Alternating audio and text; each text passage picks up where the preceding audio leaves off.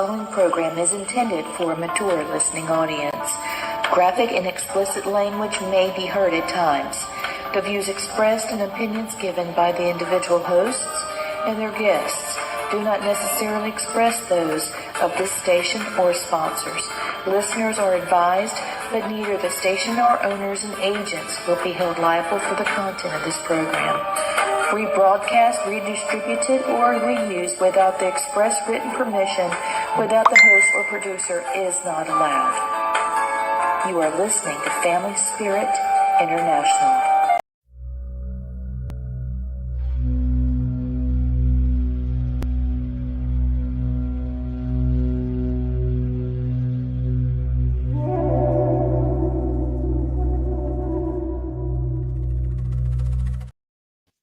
Well, hello, everybody. It's Lee here and Miss Luna Simone. Hey, everybody. Tonight, we've got a very special guest. We've got Larissa Rex, and she is not only beautiful, but she is, how do I say?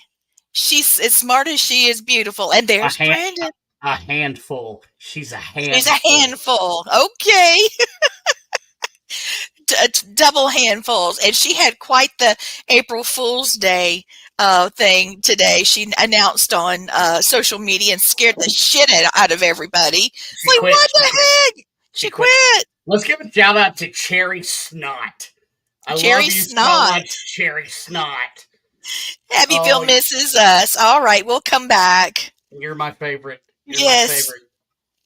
And David Hembry, thank you. And of course, Cherry Snot, Tracy. You guys send messages, send text messages, send the link to your friends and family. It's going to be a great show. It'll be all right. So our guest tonight, she's a wonderful person. I love talking to her. This is going to be a great show. But she's a producer. She's a psychic medium. You know, she does everything. She's got several businesses that she runs. A lot of stuff going on. She's Italian.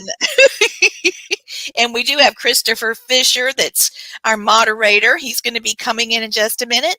Without further ado, if Luna agrees, we're going to go ahead and bring in Miss Larissa. Hi, everybody. Hello. Hey, guys. Thank you for having me. And you're so sweet. You're so kind. Oh, you're a doll. We love you. So what have you got going on? Well, I've renamed myself the Para Mad Hatter. The Para Mad Hatter. Larissa. Oh, guys, who's the Facebook users? I don't know what they are. I know. Break out the pom-poms. Woo! Who are you guys? Hi, guys. Hi, everybody. I don't know who Cherry Snot is, but very awesome name. Hi, she is amazing. She came out when we were down in Abbeville doing an event. And she is a haunted attraction performer or entertainer. Yes. So that's her stage name. Oh, I like that. All right. So Jason Combs, thank you for coming in. Alan Rex, I think you might know him. I'm married to that guy. That man is nothing but sexy. He is twisted steel and sex appeal. He's like a big old drink of sweet tea in the summertime. Oh Lord. It's my bestie, Sarah. It's my bestie. Oh, and hi, Jason. I love Jason, by the way. I love Sarah Grimm. Cherry Snot. Yes, and this is my Luna girl. And she's such a photo bomber. She's a diva. She knows she's a diva. So she sits right here and she'll come around and look in the, TV. She knows. She loves to watch TV. Don't you, girl? Yeah. So tell us what you've got on your to-do list. What are you up to? You do so many things. Yeah. So, where do I begin? Where do you want to start? There's so much. Much. Oh, it's Casey. Hey, Casey, thank you for being here. Hi, Casey. That's my girl. She's great on investigations. She's got a lot of talent. If you guys could go to StreamYard.com/Facebook and give StreamYard permission to use your Facebook profile, we will be able to know who you are. Thank you. Well, I'm glad to know this. See, I didn't know that. That's Did you know why that? I'm the producer. That's why I know Hey, things. Anthony. Hi, Anthony. Anthony. Yes, I love you. Oh, I I just was love Anthony. Oh my God, I was so excited when I saw his daughter-in-law and his son's baby shower. It I know. was so I cute. know. He's going to be a great grandpa. Great Oh my grandpa. gosh. Okay, I misunderstood. I thought it was grandpa. What do you mean great grandpa? No, great, comma, grandpa. A Oh, wonderful oh, that's grandfather. like Crystal Hill No. from Ghost Hunting Housewives. What up? What's up, hello. girl? We got a lot of people coming on. It's going to be a para party for real. So, Larissa, you run the Haunted Mafia and Third Eye. Is that right? Right. Holy crap. How do you do it all? So Third Eye is so para. I gotta back up. So para is Palmerton Area Research Alliance, and that was the team. And that kind of turned into, hey, let's do events. When we linked up with Angie at Hell House, and Angie at Hell House is a businesswoman, and she was like, let's do some events. And that turned into let's have a company. Uh-huh. That was Third Eye. Well, we wanted to do bigger venues, and honestly, we wanted to keep our team small. We had a lot of trial and error, and after 2.5 years, we landed on the same 9 people that we stuck with our team. But that's not enough staff to run big venues for events. That's true. So we were like, how can we do these bigger events at these bigger places, but keep the cost low so the tickets aren't astronomical for people who want to go to huge places and do events? Maybe they can't rent places that are $2,000 to $2,500 for a private, but they want to go to an event there, right? And we also don't like to have huge events like where you are on top of each other. So we're like trying to figure out how we I don't like that. Right. Like make everyone happy. Right. Mm-hmm. And so I was like, well, why don't we partner with other companies instead of this craziness and animosity of competing for the calendar with other companies and fighting? Let's partner with them. We can use each other's resources. We can help each other out, keep the ticket prices low, get into the bigger places, use each other's staff. Everybody's happy. So the Haunted Mafia was born, and we partnered with Dave Giuliano and Haunted Exploration Events. And that's our main second director, my co-director. And then whoever else we decide, that comes along and wants to, any other companies. So, or independent people. And for example, for Wilson Castle, Dave Childers ended up being our affiliated co-director for that event. Nice. Oh, good. I just love that guy. I met him at MassCon, and it was like, oh my God, there you are. I've been looking for you. And we've never actually, had a face-to-face meeting. He's just that kind of guy. Just really sweet.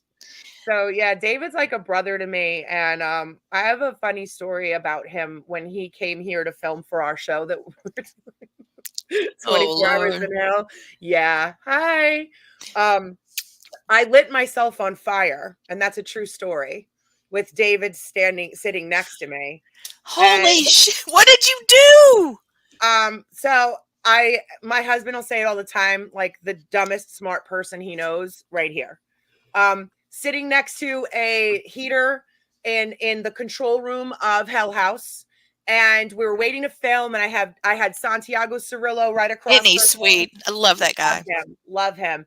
And Dave is sitting next to me, and it's early, and we're tired. We're about to start 24 hours of filming, and I smell what smells like farts. True story. And I look over at Dave, and I'm like, "Are you farting?" And he's like, "No," in that deep Southern accent, and I'm like. And I'm telling you, he's like a brother to me. And I'm like, quit it. That's nasty. And I start arguing with him. And he's like, I'm not farting. Cut it out. Cut it. We start going back and forth. And this whole time, my sleeve to my chemically treated bubble jacket is inside of the heater next to my chair. Well, there's that. So I start to go, is it fire? And the whole time, Santiago is sitting right across from me, quiet, just staring at me. I know this man saw my sleeve on fire. I know he did. Okay. And I just go, farts are fire. Farts are fire. And I'm just saying it out loud, and nobody's moving. Angie comes busting into the control room, and she's busting in to come tell us we need to get ready for the next scene because we're about to go film. And she busts in, and as she does, I notice I'm on fire, and I jump up, and I'm like, I'm on fire. Holy crap, girl. Nobody knows. Nobody cares. Nobody cares. Well, well, I super glued my finger to my eyebrow. I did. That's not, it's not like setting myself on fire, but that's why I had to color them in. I did. We have a little video here. Well, not her on fire. I wish, but I think this is talking about casting or something. So yes. I'm gonna get this up. That's right, Jason. Stop, drop, and roll. There we go. Welcome to Waldorf, the State of Fear, set of the Hell House LLC franchise. I'm Angie Moyer, owner-creator here at this 180-year-old hotel. I love me some Angie. Unusual things have happened here over the years, so I decided to call in my paranormal friends from Palmerton Area Research Alliance. Where'd she go? They discovered there are many hauntings inside this building, and we want to share our findings with you.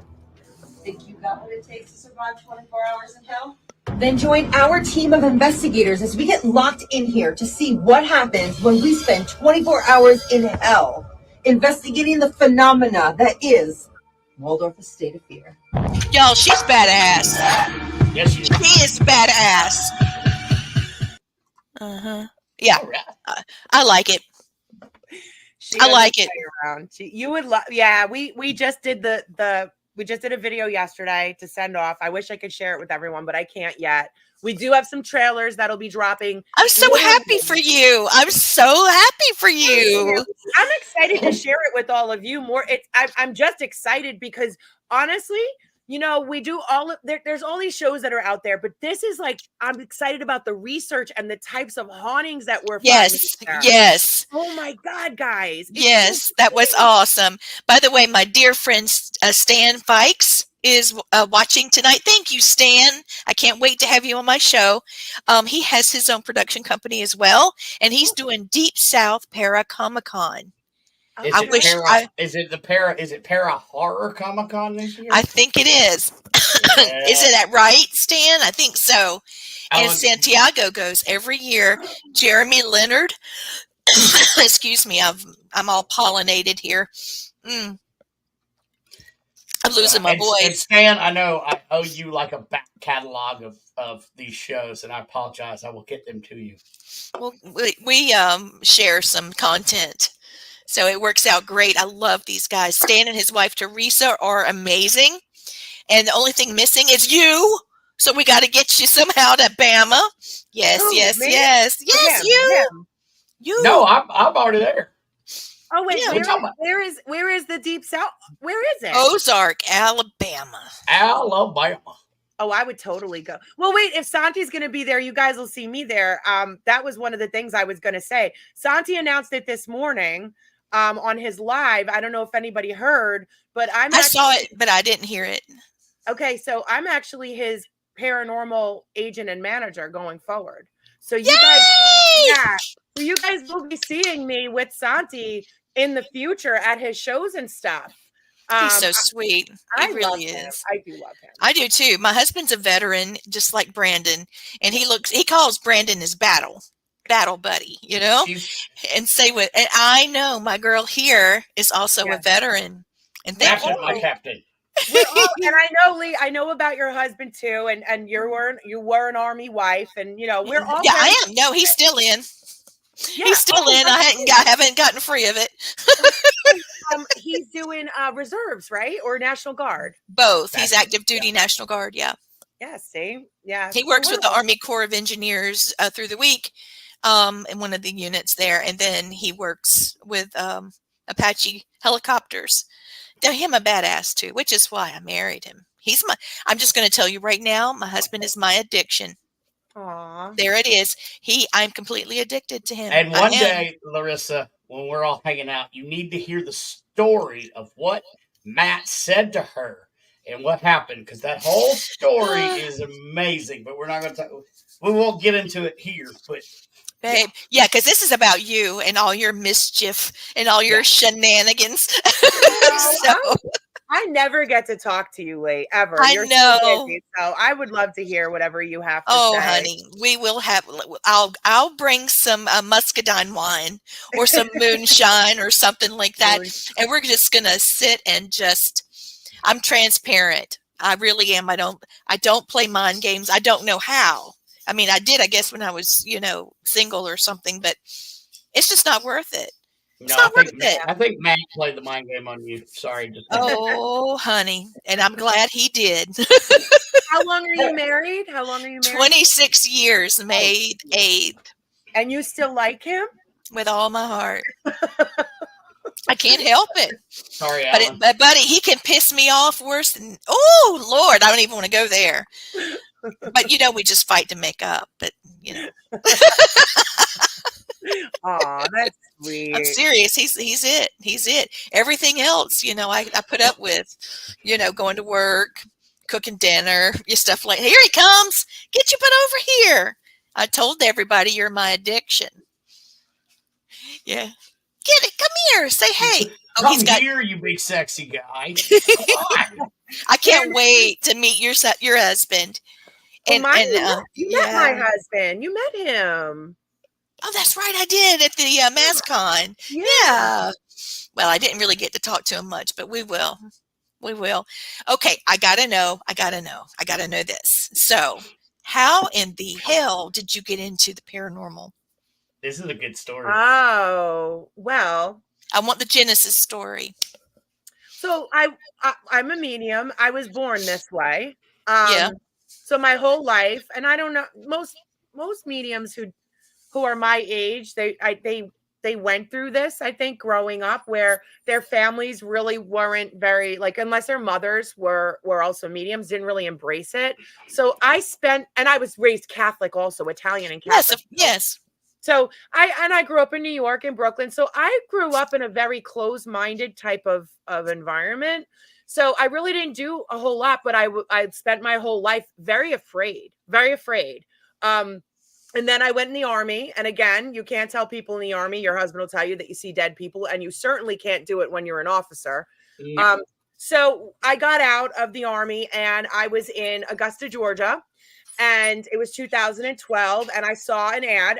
I saw an ad for a group that was looking for an investigator, and I went and I did a little bit of investigating with them. And I was first exposed to the ovilus and all of these pieces of equipment, and it was so foreign to me because I was so used to me being equipment, not even able to control it.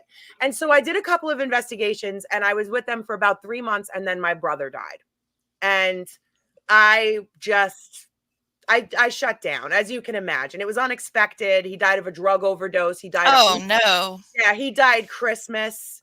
It was just awful. Like you can imagine. And by the way, he was my second brother to die in this manner.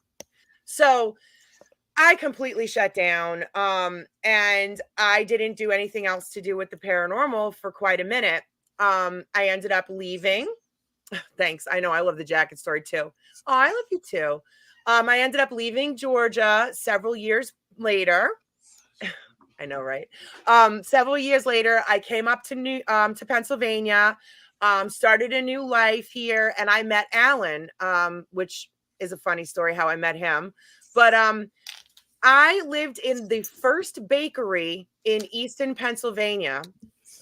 I'm covered up with dogs. I'm sorry. Okay. I'm just moving them around. This is Ginger. Hi, Ginger. Yep. And here's my husband, and he's going to sit down, and I'm going to take this off so he can hear too. Hi, Matt. Oh, look at that, man. I mean, how could you not like that? Are you a sir or are you a sergeant? He's not a sir. He's not a sir?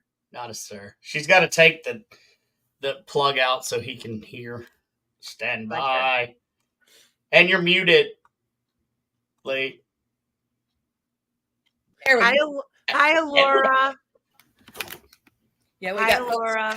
Hey. Hey, guys. Jerry Snot says hey. Hey. From Alabama, from Abbeville. She said Abbeville misses us. We're coming back, I promise. How's everybody Big doing old tonight? teddy bear. That's right. Have you, Matt? Have you met Larissa? They talked on the phone Hello, for how about you 30 doing? minutes. Yeah, well, When I first you're found missing her. a lot. You need to just sit down with Larissa and chat because she's something else. She's an amazing lady, and I'm proud to call her one of my close friends. So she's good people. Thanks. You're like Hey, my brother, buddy. And David Hembry says hi. Hey, David Childers is asking for the link to the show on StreamYard because he can't see all the comments. And hi, Alora. So I moved across the street from this footsteps from a graveyard. Not a good idea. And I moved and I got you, David. I met Alan. And after me and Alan moved in together, COVID hit. And I was bored out of my mind. And we started watching some of the shows that were out there, some of the paranormal shows. And I basically just told him, I don't like these shows. I really didn't. I said, I can see these people and I can do these things. And it just doesn't interest me. And so for my birthday, he went out and he got a couple of like an EVP recorder and just a K2 meter. And we just started doing stuff during COVID. And our son was born. And that's basically how it all started. That's awesome. That's awesome. Yeah. She had two brothers to pass away too. You didn't hear that first part, and the latest one that passed died on Christmas Day. Oh, I'm no, sorry. No. We Christmas Eve. He actually died December 20th. He died December 20th, but we buried him Christmas Eve. Yeah. Well, it still touched Christmas. It was horrible. Absolutely. I absolutely am so sorry. It was a while ago. I can't read the writing with my distance glasses. He's taking his off. I had to put mine back on. These are the ones we just I switch use. back and forth between the two of us, and we'll eventually have a full set of eyeballs to be able to see what's going on. David, hey, I sent you a link. Come sit in the green room, brother, if you want to. Yeah. Thomas Patrick Gormley is in the house, and he's saying he's glad to see us all together chatting. This is a really great night. Do you know Tom? Do you know him? I do. Okay. Yeah, from MassCon. We had lunch together, and I don't know. It just I'm looking forward. Our tables were near each other, so I'm looking forward to meeting him up at Wilson Castle. I can't wait. He's a really good guy. I ran into some trouble last week, and I don't even know him. I met him at Mass, and I've talked to him a handful of times. But talk about somebody taking hours out of their day to help somebody they don't even know. Like, it means the world to me. He's a good man. Yeah. Well, he's a profiler too, so you can't really lie to him. Very true. That's one great thing I noticed about our community. So it's real easy in a very short period of time. You can tell the ones that are true at nature and they really believe that this is something that they want to do, and the people that just want to get out there and be in a show. 100. or glory hunters, right? Mm-hmm. So, but when you get a group of people, you can be all over the planet. I mean, I've got people on the other side of the earth, the planet that I've helped, and they've helped me, and they will stop what they're doing, to help somebody in a spiritual crisis or in a dilemma with something, to try to help that person or to help out a client. It's amazing. Terry Snot, girl, I just want to say you've already met people like us, okay? You said, I wish I could meet people like you around me. I was like, didn't I meet you? We both met. You did meet people like me. Just come play. Come out and play. We want to hang out. I'm sorry you had to hang out with me all night. Cheers.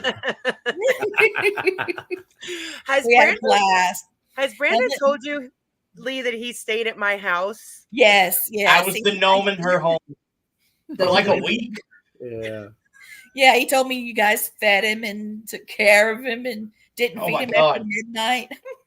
Yeah, don't get me wet. Don't feed me after midnight. Do not feed him after midnight, because he will keep you up and he doesn't care if you go to work the next day. I could care less. What is work? Here, enjoy this. I've got insomnia real bad, so if I can't sleep, I'll get on. I'll say, I bet Brendan's on Facebook, and I'll go talk to him 2-3 o'clock in the morning. Yep. Alan said he multiplied.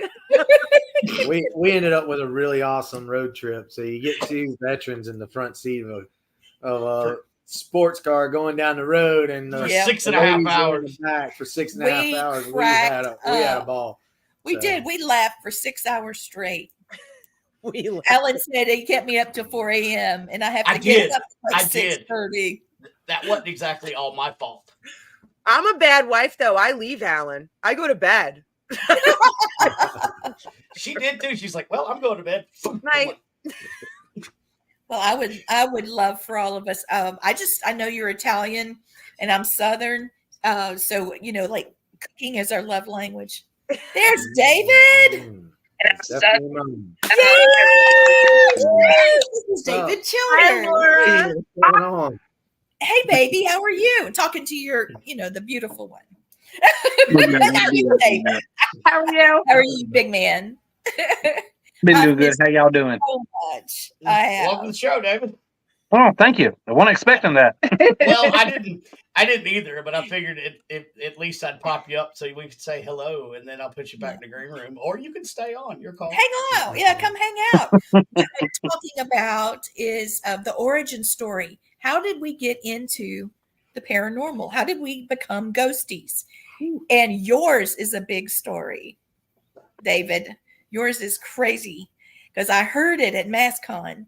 So Yeah. if you feel like telling it again, everybody buckle up because it's pretty intense. Well, I mean, I don't want to sit here and infringe on, her stuff going on.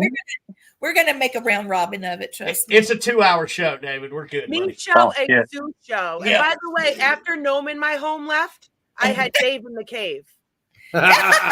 Gave you the key. Yeah, Still did. She locked me down in the basement, man. that's where she put me, dude. She was so scared to even introduce me to their children and all that stuff. She put me down there. She had me handcuffed to the futon that was very Same. uncomfortable. Yep. Every now and then she would come down there and bring me a bologna sandwich, and she knows I hate bologna sandwich, and she put mayo on it. It was horrible, and it was cold. But yeah, I mean, it really was very unlivable, conditions. We're going to create Untrue. spirits one way or Untrue. another. I've been in worse. Now, Matt, you Hey, saw guys. David's story. We were watching something on haunted hospitals, Yeah. and we were watching it. I didn't know who you were, and I saw that, and I mean, it touched me. I'm like, oh my God, this guy went through all this stuff, and I was like, Matt, you got to see this, and I back it up, and I was like, he looks like such a nice guy, and he went through so much. And Yeah, it took like 2 hours to get through the show because she kept backing it up. Oh, did you see that? Did you hear that? and he kept Pretty walking much out of the all room. Yeah. So I found you on Facebook, and then I was like, oh, and that's my story of stalking you. Yeah, it was a crazy experience. I mean, Kuhn Hospital was a crazy location, and we went down there actually this past weekend. We went down to Mississippi and drove by some old places. I showed her some of the haunted places Crazy down place.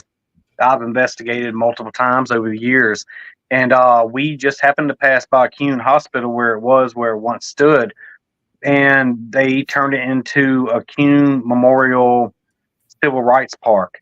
So that's a lot better than what they were going to turn it into low income housing. Thank God they didn't. Oh my God. Oh, man. So they turned it into a park. Thank God they didn't turn It's it like into a nice park. Yeah, it's a nice park. Yeah, it's a nice park. And I told whenever the mayor mentioned it and brought it up, I told him, I was like, yeah, good luck with that. I can tell you one thing right now. I ain't going to come out there and try to help. Well, not help, but to try to investigate that location. I can tell you right now, there's pre-Civil War. There's so much trauma out there. You're going to have a lot of people that's going to be going through hell. And they turned it into park. I told him to make it like a basketball, court and stuff. But they turned it into Memorial Park, which that was real cool. That's nice. Yeah, That's that's nice. And you said you wanted to know about my story about how I got into it. Yeah. Yeah, we'll make it real quick. I want Miss Larissa to talk. This is Larissa time. I Even don't know though- your story, so I want to hear it. Never Even though told she locked me in the basement, for like a week. Jason said, did she bring you lotion for the skin? No. Alan did. Alan brought me lotion for the skin, and he actually helped me rub it in Oh, He's good like that. there's a He's very story good like there. that. Guys, if you ever have David at your house, let me tell you, he is a torturer with a TV remote. Okay. Just don't have him at your house and let him have the TV remote. Ever. Look, I had a game plan. All right, me and Alan wanted to watch wrestling, okay? I had a game plan. The first time I was down there, I think it was it was the day before you came down. And I looked at Alan and I was like, I'm going to tell Larissa that Alora wants to call her and chat, and we'll be able to watch wrestling. So I did that for like an hour while they watch wrestling. So it worked. The plan worked. And I was like, okay, I had nothing to do with it, but good job, David. Because Larissa hates wrestling, hates it with a passion. Just like, oh my God, she tortured me by watching, what was that? I'm going to do Bad Girls Club. Yeah. Oh, bro. I've never heard of that. I really felt like half a man after I got through watching an hour of it. 100. I get it. At least me and Alan, we watched What We Do in the Dark. Funniest memory. Let me tell you that the paranormal field, when you find people that click the way that Brandon, Dave, Alora, and me, like we click where we hang out in each other's houses, where if we were in the paranormal, we would still hang out. Mm-hmm. It's like brothers. They're like brothers and a sister. Yeah. It was so great that I'm so happy that Sam invited me to come up there, because it was so hard to leave. Yeah. And it was good to finally meet you. You should come up here and hang out with all of us. Yeah. You should come to one of the events up here. Brandon, you should drag her up here. And Matt up here to something. Well, Wilson Castle, that's in Vermont. No, I mean in this area. Like I make Dave come down here. I make him come down here. He don't want to, but I make him. So you have to get her here. Smoking. Him smoking. Oh, he's smoking in. Actually, no, I lit sage because Dave came on. I didn't know. Alora helps me with my plan and gets him here. Yeah. Hot tubs. Oh Lord! Oh my God! The hot tub. Yeah. I think we were bloated. I know. I came. We were sitting here watching wrestling. I know. They came in from the hot tub. They stepped out, and Lord looked at me just blank. I was like, "Oh my God, you've been drinking." I'm sitting here thinking you've been drinking way too much. And the next thing you know, Larissa comes in. And she's standing there, and she just falls over and leans up against the wall. I'm like, yeah, y'all need to get out of the hot tub. It was fun, though. What was it, like 4 hours? They almost got abducted by the whirlpool in there that they created. Luciana, you have to come up here and hang out in the hot tub. I'd love it. We'd have a blast. Yeah. I would love that. Yeah, it's fun. It's definitely fun. Just don't let them lock you in the basement. That's the only place I'm ever allowed to stay. Like when I go see KD and Katie Stafford, I'm in the basement. Well, you're lucky. I'm in the basement. You know, Brandon, we're lucky we're in the basement because I'm surprised they haven't put us out in the garage. I can't. You know, it's happened before. They're like, man, I ain't got nowhere to stay. But can you just sleep in the garage? I'm like, sure, why not? You know. So don't count your chickens there, David. Okay. Yeah. Yeah, it starts to warm up. That's probably where we'll have to be staying. Yeah. If the two of us end up at Larissa's house at the same time. No. There can't be a gnome in my home with a Dave in the cave. I can't until there is. Well, you might have a Matt in the flat. So that's awesome. Oh my gosh. Let's see. We're going back to how I got started, and go ahead and get that knocked out. Basically, whenever I was like 13 years old, I lived in Civil War property.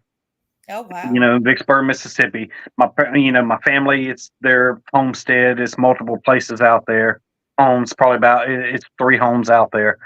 And you've been there, you know, it was like before, right after the Civil War. It's like in the 20s, 30s, something like that, I believe. But don't quote me on that. But whenever I was 13, I was inside, little 2-bedroom, single wide trailer. My dad lived on the property. My grandmother lived right up the hill. And I just got through watching Crocodile Dundee. So me, I was like, yeah, I'm going to be Crocodile Dundee. Imagination, all that, man. I went to my grandfather's the wood shop shed. And then I made me a Bowie knife out of wood, this and that. And I had me some Daisy Dukes on. I don't know why I had those on, but I did.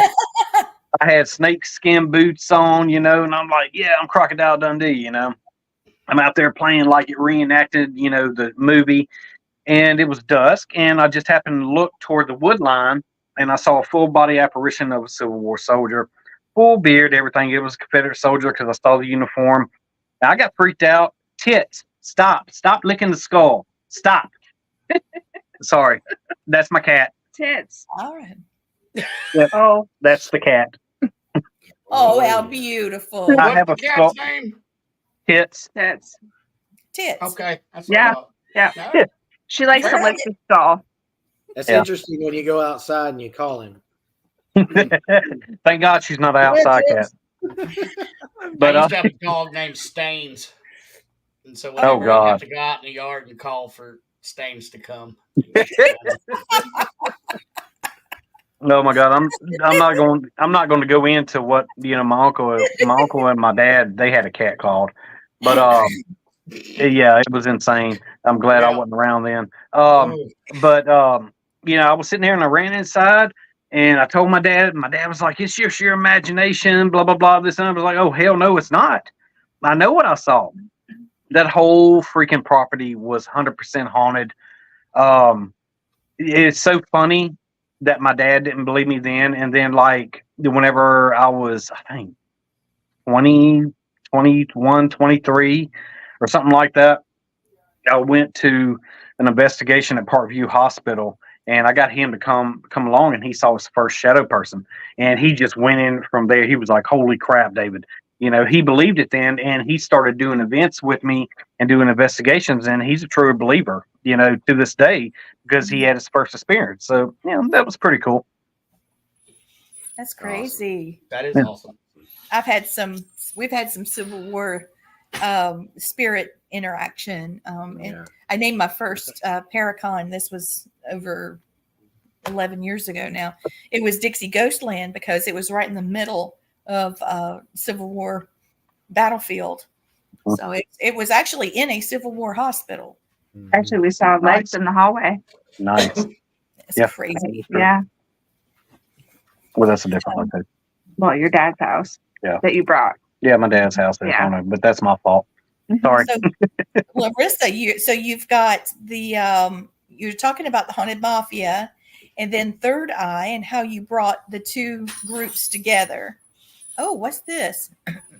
I was gonna show you a Civil War soldier picture that I caught on an investigation. Whoa. That's what I'm trying to bring up. It is an absolute amazing find, and if you guys, when I tell you this was caught with a cell phone, it's unbelievable. I'm gonna send it over to Brandon and see, or maybe I can share it. Can I share it? You should be able to. Okay, let's see if I can do that. Let me see if I can do that. David, are you a veteran? No. Ever military? All right. My grandfather and my great grandfather were World War II.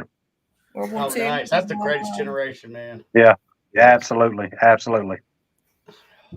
Can you see this? Yeah. Yep. Okay, go ahead, Brandon. Can you scroll? Can you like? Do I have to? You're controlling it. I can just put it up there. Can you There see you go. that? Yep. That's the mirror. That's my head sitting on a couch. See my head where the I don't know if Why'd you take your head off? It's ridiculous what you if I zoom in. Do you see this over here in the corner? Oh my God. Can I tell you the story of that soldier? Please. You know why I'm turned? My head is turned on the couch? Yeah. Because that man was the only Union soldier killed that died on that property. That's a Confederate hospital. I connected with him right away, and I heard his footsteps. That's why I had my head turned. I heard his footsteps coming into the room. I told Alan he was coming. He came in, he took his hat and he put it to his chest in like, and he's very solemn. And it was almost like out of respect to me, holding his That's head. nice. Yep. It's And sort he of was like a curtsy type something, huh? and he was communicating with me. Yep. Oh, girl. Yeah. So if you look at him, his name, I believe his name was Colonel Williams, something like that. Can't remember. Civil War Exchange in Virginia. Amazing location. I've heard that That's place. Is awesome. amazing. Caught with a cell phone, just so you guys know. That's crazy. Yep. But I wanted to just show that to you because you talked about Civil War. You know, the cool thing is doing the, you know, the mirror photography. Mm-hmm. I mean, a lot of people don't even know about it. They just want to go in there and take photos, blah, blah, blah, blah, blah, blah, blah. You know, take one after another. You know, of course, cell phones, you got to be careful because the shutter speed sucks on them. But you never know whenever you're going to catch something. Take them 3 times back to back. And also with the mirror photography, you got to do the same thing. You never know what you're going to catch. You know, she caught that right there. I had somebody, one of my old members of one of our teams back in the day. We were at Susie B. Law House in Greenville, Mississippi. And her and the other co-founder were upstairs. They took a photo in the mirror. They took 3 back to back, got downstairs, came downstairs running and found me. I was downstairs and was like, oh my God, David, you got to see this, and showed the photo to me. And in the mirror, it was me, side profile with my hat on, my hat on turned backwards. But the thing is with it, there was a deformity. The eye was missing right here. So that right there would be signs of could be demon. Could be. Yep. I'm not saying it was, but it could be. I was downstairs. They were upstairs. So, you know, like, you know, Larissa taking those photos like that, and, you know, the team, yeah, definitely do the, you know, mirror photography 100%, because you never know what you're going to catch. I actually caught one time. Oh, sorry, Larissa. Go ahead. I was just going to say they weren't aiming at the mirror, though. They were actually aiming at the doorway, and he had already walked into the room and happened to be standing in front. So it was an accident, but, you know, good to know. I never even thought to do that, Dave. Right. Yeah, that's cool. That's real cool. You never know what you're going to catch whenever you're taking random photos, but, you know, make sure you take them 3 times back to back, and because then you're able to debunk it. You know, if you catch the same thing, oh yeah, that's a person. But that right there is cool. I'm glad you brought that up. I love, you know, taking, you know, mirror photography. Love it. I actually caught it's going to sound weird, but I'll show you guys the pictures when we get together. But I caught a Native American burial procession with 5 people in the mirror. And this was taken at McIntyre Villa in Atchison, Kansas. Yep. Oh, so David, you're going to be at Wilson Castle, right?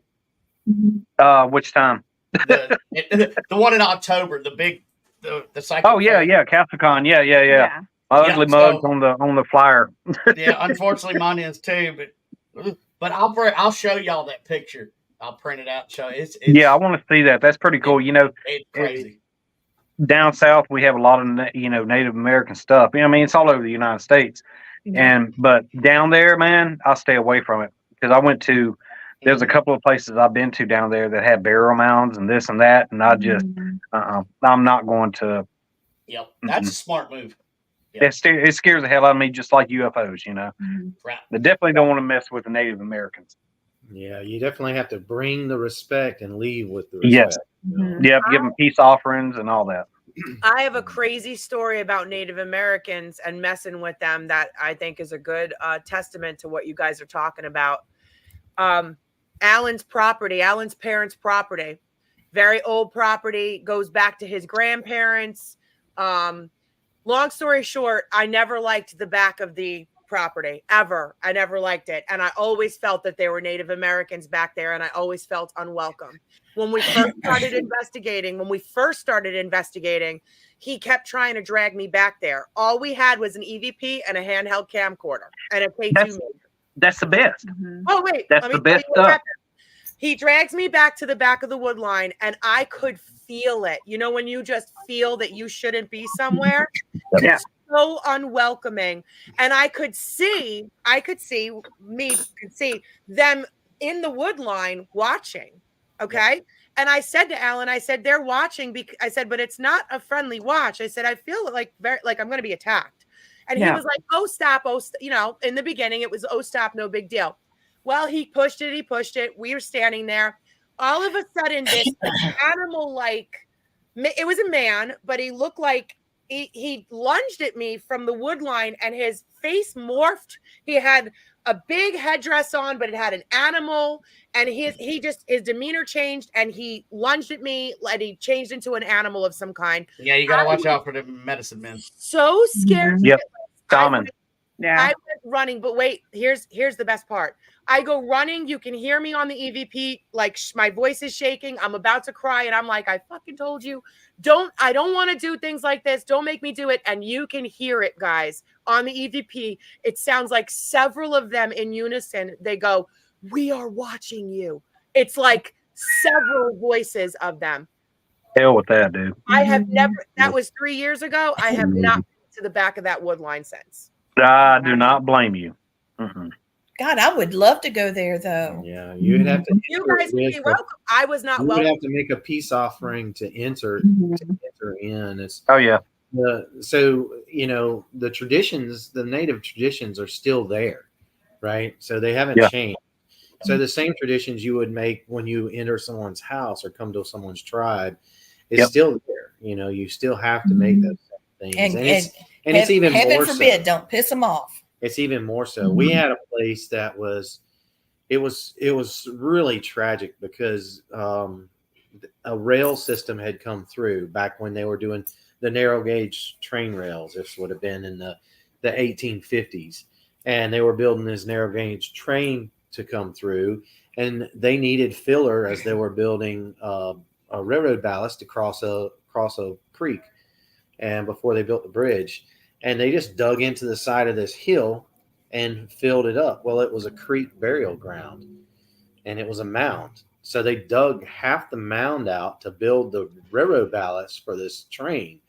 Well, there was several train wrecks over the years in this area. And then they dammed up the creek and made a pond. And then when this thing would go down, when they would do wet maintenance on it, people would go out in this old railroad ballast, old railroad track, and they would find all these artifacts. And then they were taking these artifacts and going home with them and finding all kind of problems because these spirits were not happy at all. Right. Yeah. Extremely pissed off. And so we were able to go out, and we took some ground penetrating radar, and we were able to go out and identify what was still there, and then the Park Service was able to come out and to protect the grounds and protect the that was horrible. If you want to see some of the ground penetrating radar stuff, go to my YouTube channel. It's some older. It's been a while, but you can see where we're pulling it through, and you can see exactly. I'll say that's one. That's when you can almost. I'm sure, Larissa, you're going to feel it when you look at it because it was pretty intense. Some fool actually had a skull that they had poked around with, had it in the back of his window of his car, and was riding around with it and wondered why, he was having problems. And I was like, dude, I am not helping you. You brought this on yourself. And what's his name, JC? No, it wasn't that one, but I said it. We saw that. I said it. Yeah. Wow. But so that's I think that a lot of people do things to poke the bear because they don't believe that there's really something there. They don't know what they're doing. I have I like rushes too. I like, they don't think there's. I'm sorry. They don't think there's going to be any kind of repercussions from doing anything like that because they don't believe. But whenever shit happens, then they want to sit here and reach out, and they can't understand why. It's like you're being reckless. I mean, you have to respect spirit just like you have to respect, the living, and that's how it is. That's exactly right. You want to poke the bear, you're going to have to be prepared for the repercussions. So over the course of the 30 plus years that we've been doing it. God, even more than that. You're gonna tell I'm our not- age. no, I'm Watch not, it. I'm not. I'm not. Let me back that up. So I would be willing to say that almost there's a few times where it's generational passed ons, but almost every time there is a negative or demonic style or even demonic haunting or uh, Attachments or affiliations. it's always what the living person did. Yeah, they brought it on create themselves. They brought it on themselves. We did nothing but Most of the extreme time. cases Most of for the time. several years, and we Yeah. did I don't know how many exorcisms with a group of people, one being a Catholic priest, and then several others that were pastors that were trained in demonology. So you have to do that in waves. You can't do that for your entire career. You have to take. I had some moments of that questions. because I wanted to see what was going on. You can't. It weighs on you, and it takes a lot out of you, and you see things that you really don't. Well, I had a you real can't hard unsee, time. I did. So you want to make sure that you get a balance. That if you're going to be involved in that, do it for a little while and then back out of it, and just go and do some residential stuff, do some fun stuff, but you got to balance it out.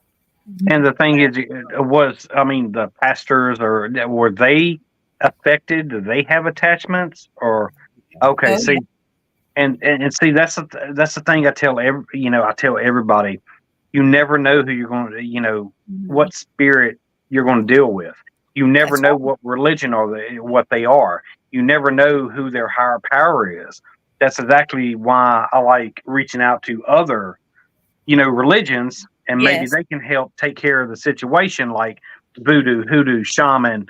Right. See, I'm getting my PhD in philosophy. I've got one more test and then a dissertation, and Dr. Lloyd Arabeck is going to speak for me. So hopefully I'll get it done. But one of the things that I have to study is different types of religions. And investigating with Mo Sarji, being that he's Muslim, that was a great opportunity for me. Mm-hmm. And right in the middle of that, I was studying the lost books of the Bible, like the book of Enoch and the book of, there's several that's in Enoch and even in the book of Mary that would blow your mind. But what I think a lot of people don't understand is that a person's religion affects their spirituality in the afterlife. Mm-hmm. So what is heaven for me would be different than someone from another background. So we need to know, all of us really need to know how to investigate in different, like what you were saying, David, how to investigate and how to protect in different cultures. Yep. And that's one of the things I loved about working with, Marika being Catholic, she's from Mexico. She had all these verses that she would do. And then, I was actually learning to speak Arabic with Mo. Oh, nice. He had some prayers that were so lovely, so beautiful. And it was connected very closely with the Old Testament. So it was beautiful, and we have to start learning to embrace. Yeah. And also the old ways too. Yeah. I really have a problem with people that want to talk about other people and cause strife and strow around negative attitudes towards each other or judgment of each other. That is not something I can tolerate. Mostly because I just don't care. Somebody's got a bad attitude. Okay, you got a bad attitude. Have it over there. Let me know when you get over yourself, and we'll be friends again. I just, and that's something that I haven't seen with the group of people we're talking about right now. Yeah. And what a blessing. What a blessing. My voice is giving out. Sorry, guys. I hope you can still hear me. Oh, yeah. No, we hear you. Hear you. Yeah. My grandmother investigated up until the very end. She was actually crossing over spirits when she was in the hospital dying. I've got videos of her. She had a man come to her and she was crossing them over, and she said, "Go on over. I'll be over there in a little while." And she could see her deceased brothers. There's 3 of them that came and got her to take her to heaven. And when you live a life of spiritual that's touched by supernatural, you're going to have it the rest of your life. Yeah. And once the spirits can see you, Larissa, she had so many things on her plate that she didn't get to really embrace it. And then finally, when everything during, the lockdown, everything kind of slowed down. And then finally she was like, okay, look, I can feel this. I can see this. I can do this. And the truth is, that's one of the reasons why she was probably in service. Same with him. Same with Brandon, because they had that second sense. And they were using their talents to help others. That's one of the reasons why, I really respect what you guys do. And thank you for your service, Thank you. You're welcome, baby. No, But I will tell you, we got some. I know, I like it. We have 3 little ghost hunts coming up, and there haven't been very little. You know how we say you don't want to have too many people at an event? Yeah. You know how we say that? Larissa was just saying that. I expected 35, and we had 74. Yeah, we did. Wow. Yeah, Praise God for Brandon and his wife, because everybody that knew how to ghost hunt and had equipment, we were taking them going from zone 1, the next person to zone 2, the next person to zone 3, and we're all helping each other. It's a great thing we were in a big enough environment where we could do that too. That was that helped. But we had to wait for the Super traffic active. to clear, Yeah, that place is super active. If you guys go on my YouTube channel, you'll see Ghost Hunter Gone Wild, and it overnight leaped up to 2,500 views just overnight. It was Mr. Cooper here, and he was, being his. They got me on the DVR systems. I was a little lost. You got to see it; it's hilarious. You want me to bring it up? I'll bring it up. Yeah, bring it up.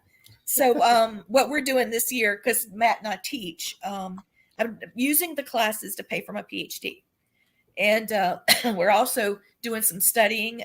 We're looking at how to change residential hauntings, because there's ways, energy wise. Let me see if I can get this conjugated right. With energy, you can break a loop of energy. Okay. And I do believe that even residential cases can be even connected to the plates in the earth. So what we're trying to do is break the energy in a residual haunting. We had a case where there was a young lady that was attacked by her uncle, and she inherited the house, and she kept seeing a girl running down the hallway screaming and slamming the door, and it was herself. I was about to say that. I bet it was her, wasn't it? Yeah. And so we had to find a way to break that residual haunting that was repeated. Yeah, he caught her at the front door and did dastardly things. Oh, so we were looking at ways to do it. I ended up using I used 5-penny nails and railroad ties and crystals, and worked it that way, and just put out a grid, and it seemed to work, especially after I sat her down and I said we were going to call him, and he showed up, and she cussed him out, and he apologized, and I think that may have helped too. Caught him in spirit, not in life. Oh no, he was dead. He's been dead a long time. Spirit. But anyway, so that's the kind of thing we're hoping to continue to learn more about. And see, that's why, a lot of investigators are stuck on just residual, just intelligent. No, there is actually residual intelligent. Yeah. Both together. That right there is also a residual intelligent. I mean, it's not that's a certain type of it, because you got the residual, it's a broken record, keeps on playing over and over. But you also got the intelligent. He's manifesting that. Yes. Yeah. There was a spirit at Los Furnace, Italian guy, Larissa, and he was talking about his family, and I could hear him speaking Italian, and I'm like, oh shit, now what am I going to do? Well, luckily my son could hear him too. He was about 12. Yeah. And Elijah could hear him. He could just hear him outright. He could see him and everything. And he said, you look like my son. And he started speaking English. And it was a residual haunting. Everybody called it residual. He came out of that loop. He interrupted. Yep. and Elijah was using his, he had a Reiki attunement when he was before he was born. So Lee got her master attunement while she was still pregnant with Elijah. I kept going into labor. labor Elijah ended up with master Reiki attunement before he was born. So he had zero memory loss from his past lives. So he carried everything with him, stayed with him. So, I mean, he was trying to play ball, and the little kids that got hurt playing football, he was on the sidelines doing healings on them. I was like, son, you don't have to do that. And he would come to me and say, Mommy, I feel sorry for these other kids. Their mommy can't help them. They just wipe tears. You can actually help me. Mm-hmm. You know, when he was a toddler, this is a whole nother story now. Yeah. But he used to come to me. We can go down that road for a long time. Yeah. There it is. So he would tell me really cool stuff. But the whole point of it is that he was actually able to pull a spirit out of the cycle of the residual haunting and interacted with us and told us how he was there, why he was there, and the losses he had. And then he went back into sort of like Captain Jack Sparrow. Have you ever watched the movie High Spirits? The old movie. That's it. Same thing. Exact same thing. Back in the 80s, in the 80s, they knew this. Yeah, they knew it. Yeah. And know that Aykroyd's parents, Dan Aykroyd's parents, helped start the Rhine Center with Duke University. Oh, nice. So the whole thing, he wrote and it was all connected.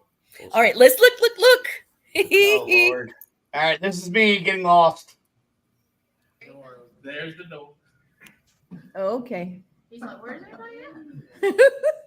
Where is room 26? He's like, okay. Maybe, here he comes. There he is. Maybe it's in here. Hey,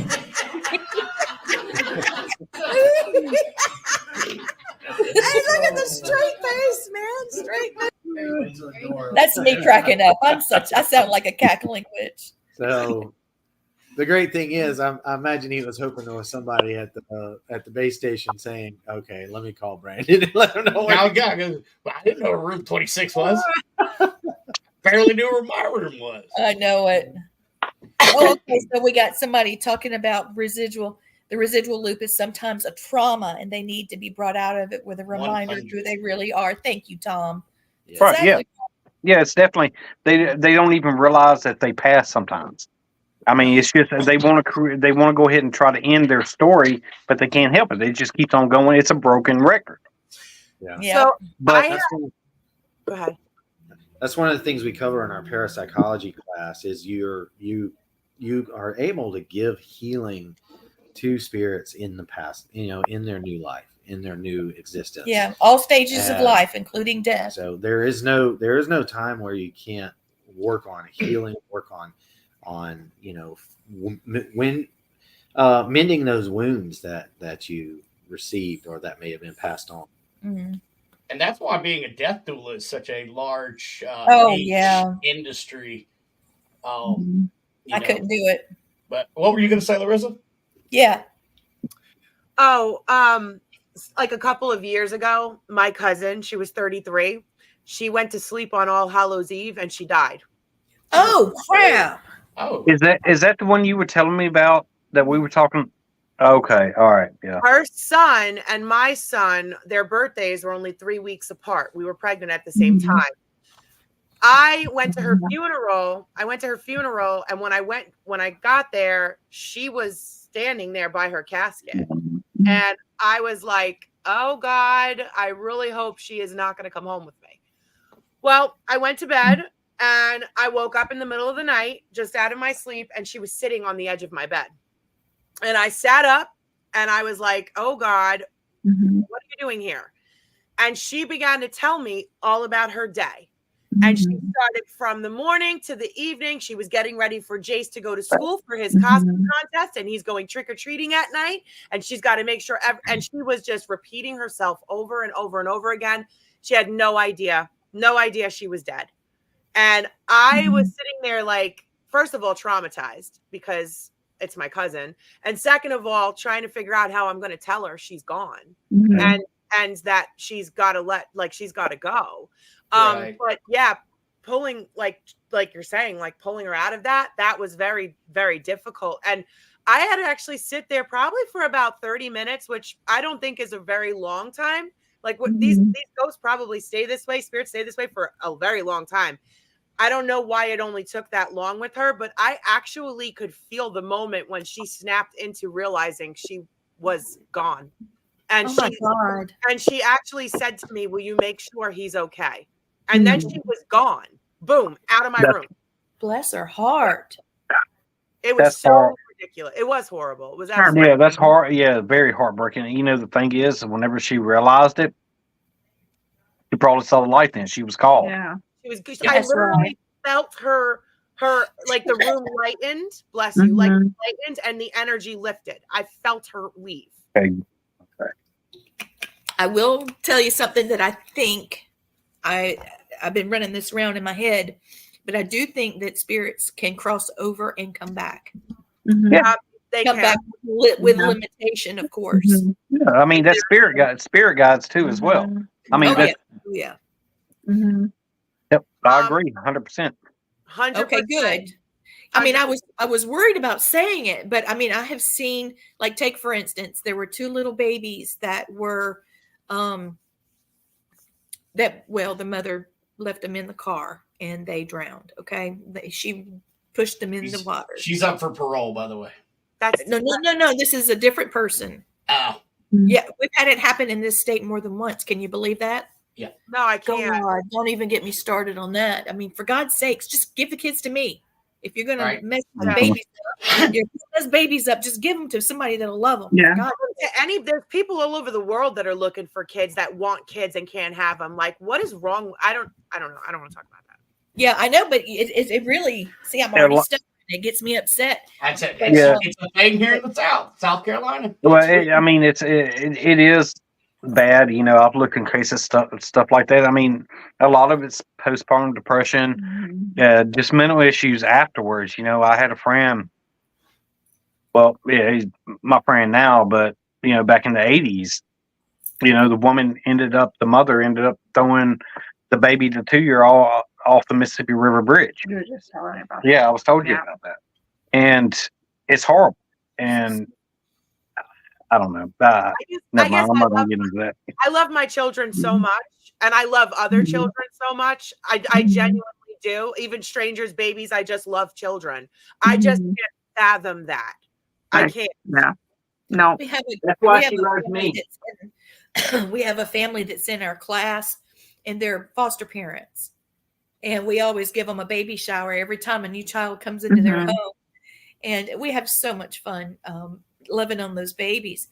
But yeah, Matthew actually knew. He had worked with the guy that was a police officer. Good God, y'all could have told me I looked a hot mess.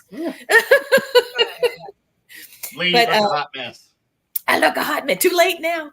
But Matt knew the guy from working with him before. And so they were talking, and you know, Matt was hanging out with him, and you know, I went one way, he went the other, and he called me and said, "Lee, I'm bringing 2 spirits home with me." I said, "Okay, what's up? You never do that." He said, "They're children." I went to work with this guy. He's a police officer, and the mother actually went to jail there, and the children followed her because they didn't know what to do, and they were still in the jail, crying, wanting their mom. So he brought them here, and they were really, really hyper. And we would lay down at night and we'd feel the bed, you know, bouncing. And it was pretty dramatic sometimes. And I'd just have to calm them down, you know, and finally I was able to just, once they got used to me and they trusted me, then I could get them to work, you know, communicate with me, interact to where they finally cross over. Well, I was working on my computer in the bed, and I felt the bed moving again. And I was like, God, I hadn't felt this since. And I said, "Are you here?" And I heard him just clear, you know. And I reached over, got my flashlight and turned it on and was talking to him. And he said, "I'm good. I just wanted to tell you I love you." And he hugged me. I could feel his little arms around my neck, and then he was gone. One was like 18 months and the other was 3. Well, I'll tell you that I know that they can come back, because my grandmother, when she left, when she died, She waited 8 years. My grandfather was here for 8 years waiting for my grandmother. He did not leave until my grandmother was going to go. And my grandmother did die unexpectedly. She actually went to the hospital for a leg, like her leg was hurting, like just randomly. And she got COVID and died. It was literally at the height of everything. And it was in New Jersey. That's awful. Oh, I'm sorry. Yeah, I mean, it was absolute insanity. But right before that happened, that was April 6th. And right before that happened, my grandmother had a conversation with me. And I'll never forget, it was February 24th. So just 6 weeks before. She sat on her couch and she was crying to me. And she said, Larissa, I miss your grandfather.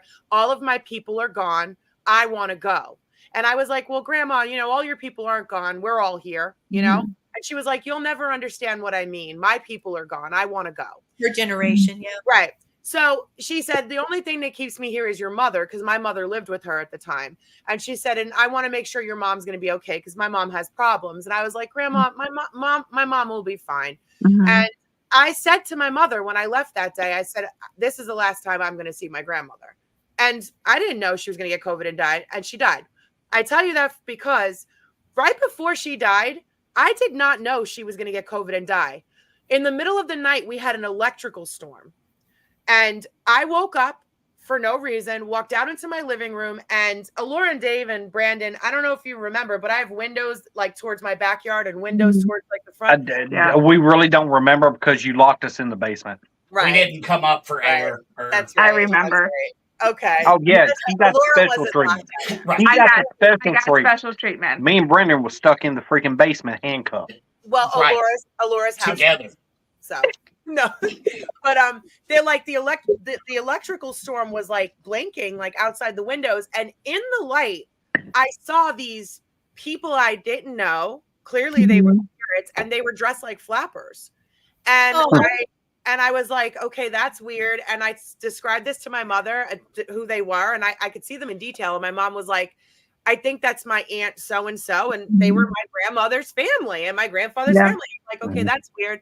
And she died 3 days later. She did not say goodbye. She didn't come to me, nothing. She was gone. Well, a big fight over her estate ensued. And everybody got, you know how people get. Yeah. I wanted her Bible. Like, I wanted things that really were, people were fighting over money. You know what I mean? Yeah. My grandmother came to me after being gone for some odd months, and she yelled at me. One day she was there, like I was in my room and I was pissed off about everybody fighting. And I was like, they're not getting this, they're not getting that. Cause my mom was the executor and I was like on a rampage, like screw them. And they're so selfish and nobody visited her. And I was on a rampage and I turned around and there she was. And she said, you need to knock it off. Cut this shit right now. And I was like, whoa, where'd you come from? You showed up out of nowhere. So yes, they come back. That's crazy. I'm glad you had that experience with her. Yeah. Like, cut the crap, girl. Yeah, that is good. Easy to get pulled up in family turmoil like that. Yeah. Well, I cut it. I cut the crap. That's when you say, yes, ma'am. Right. Yeah. Yeah, exactly. I did. I don't want a spirit spanking from my grandma. I bet you those are a whole lot worse than getting whooped by a hickory. She was a little Italian lady. No, you don't want that. Go cut me a switch. Right, yeah. Wasn't that brought up at Hell House at the gallery reading, Larissa? Yes, it was. Connie brought it up. Yes, my little Italian grandmother. I thought so. Yeah. You know, Yeah, I remember that. Okay. All right. That makes sense now. Yeah. Well, Matthew and I, we have, thank God Brandon's helping, but we've got 3 little ghost hunts. They're not really paracons or anything. They're just ghost hunts. We're doing one that's in, let's see, it's May the 11th, and it's in Aiken, South Carolina, where the Battle of Aiken took place. Yeah, the name of the place is the Carriage House Inn. And excuse me, my voice is going away. The Carriage House Inn used to be a Civil War hospital. And then after that, it was a leprosy colony. Mm-hmm. And then it became a carriage house. And we've investigated it several times. It's big time haunted. Yes. And another thing that we're working on as a team is we've been catching spirit animals. And I don't mean like you have a spirit animal with you and it means this or that. No, I'm saying we have a full body apparition of a cat, of a dog, Of a horse. of a horse, a Yeah. whinnying horse. We have an EVP In your it's face while you're sleeping. blowing your hair back, and that's what happened at the carriage house. And the horse woke Matt up and he was like, Lee, listen. And I listened and I was like, oh my God, I could feel his breath on my cheek. I just turn around and you kiss it, It was so cute. And It wasn't cute when it woke me up first. I was like, what in the earth is going on? That's only cute when I wake you up.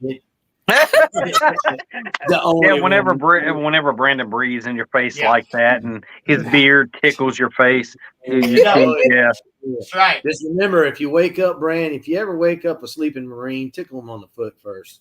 So we had to have that discussion. That was part of the Alabama trip too. Yeah, part of that Alabama trip. But yeah, so I was laying there asleep, and all of a sudden, this very angry horse, with that angry whinny, not that, I got whinny. It was it was mad. I think where the bed was might have been where it's like food would normally be, and there I am. It was not happy with me. And then, of course, she wakes up and it's all happy, and I'm like, there we go. I get the rough end, you get the sweet end. But we're going to be going with Dr. Kent Cubbage, who does an incredible history ghost tour of Aiken, and we're going around downtown and St. Thaddeus Cemetery. And a lot of people that are very big in the Civil War era, they were very significant in that war, are buried there, including the Baum brothers. They actually light that goes back and forth. They invented hand grenades, and they're so the Baum brothers are throwing hand grenades at each other, and the people that live around this cemetery, they'll sit on their front porch and watch the lights. And if they see your ghost hunters, they'll come out and tell you, yeah, we see it all the time. Yep. And then we're going over to Graniteville to the cemetery there. There's a little boy, bless his heart. He froze to death in one of the train cars, and nobody ever claimed his body. Nobody knows where he came from. So the town got together and buried him, and he's called the Lost Boy on the tombstone. And there's an angel there. And the story is that if you place something in the angel's hands, you go back later and it's gone. So I have a luggage tag that you can track. We're going to put it there and see where it goes. Oh, that's a good idea. Yeah. I mean, what if it's just a crow and it's putting it in his little nest, Yeah. Are you going to Aiken, you said? Aiken, South Carolina? Aiken. I lived there in Aiken. Did you really? Oh my God. Did you like it there? It's a beautiful town. I did like Aiken very much. There's a really nice diner there you got to eat at. Fried green tomatoes, delicious. Oh, yeah. Love that place. Yeah. You remember Minnie Pearl from Hee Haw? Mm-hmm. She got her hat with a price tag hanging off of it from a hat store that's still open in downtown Aiken. Nice. And there's a psychic, a very famous psychic. His name is Daniel Brinkley. He was hit by lightning and became psychic when he recovered. Oh yeah, I've heard of that a lot of times too. Yeah, people have some. Speaking of fried green tomatoes, I love them. I took this woman down south, and we went and I got some fried green tomatoes. I'm like, yeah, give them a shot. Blah blah blah. Right. She took a bite of it and looked at it, and she was like, I thought, why aren't they green? Honey. Food is so good. Honey, they're going to have a green tint, but they're going to be white because they're fried in oil. I can't do it. Ate a lot of odd food. Do you like It's not odd to us. Laura? What was that? Do you like grits? I love grits. I could not get enough of them while I was there. In the fried chicken. Oh yeah. I was done. I was like, I want to eat this every freaking meal. Yeah, we took her to Walnut Hills in Vicksburg. So good. Great location. Oh, wait, what were the things that I ate too? The boudin balls. Boudin balls. Boudin balls. Yeah. Oh, they're so good. Yeah, we took her to Walnut Hills. I literally want to move there just for the food. Oh, it's amazing. I gained like 10 pounds. I love it. Food's Have you good. ever had fried Oreo? What was it? Fried Oreo? Oh my God, yes. No, we didn't get fried. No, I had a fried Twinkie though. Not there, but at one point. Those are so good. Yeah. I gained 110 pounds being pregnant with my daughter in Augusta, Georgia. All I did, I was like, believe it. Pac-Man. Like Oh, Pac-Man. So good. Yeah, Southern food is so good. The grits It that is. I had were so buttery. They were and- homemade grits. Oh, they were so Walnut good. Hills and Vicksburg. But a Yeah. week later, I realized I never got the sweet tea that I ordered. Oh, I was sitting at work one day and I'm like, I messaged him. I'm like, David, I never got my sweet tea. I That's know. what I finishes have it. off the dish. we'll right make there, some that at the little- Wilson Castle for you. Yeah, We're coming. make some real sweet tea Yeah. because I mean a lot of sweet tea I've tasted up here tastes like licking a tin roof. You know, Right. me being a Southerner, I can say that. Yep. I mean, you don't measure it out. You pour it, and whenever you figure out that's what you want, it comes from your heart. It comes from your soul. That's whenever you stop. You know what I That's did it. get? I did That's not it. get crawfish. Well, it was $8 a pound. That's why. Mm, What I was upset. you ate a crawfish? Oh boy, boy. Nah, But nah. it wasn't the same. Well, if you've Yeah. had Me- if you've had lobster and shrimp, you've had crawfish. Ugh, Not that. Yeah. all the food, everything was so amazing. Oh, and then we have this next event. Yes, please tell which it. is where they were having their wedding anniversary, and I'm like, I got you guys, cabin in the woods. Nice. He killed got it. y'all. Don't worry about it. It's gonna be on the lake. It's gonna be beautiful, and then I'll let you take it from there. So I get them to the cabin.